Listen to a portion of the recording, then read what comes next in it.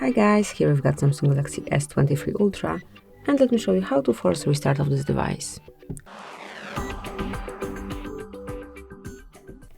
So whenever you wish to perform a soft reset, all you have to do is tap on power button along with volume down button, so just hold both of them together.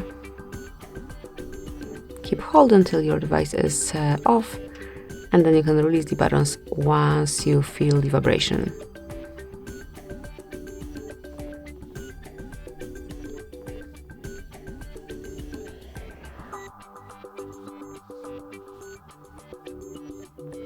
Well, that's it now. Just patiently wait till your Samsung is rebooted, and then you will be able to use it again in a normal way.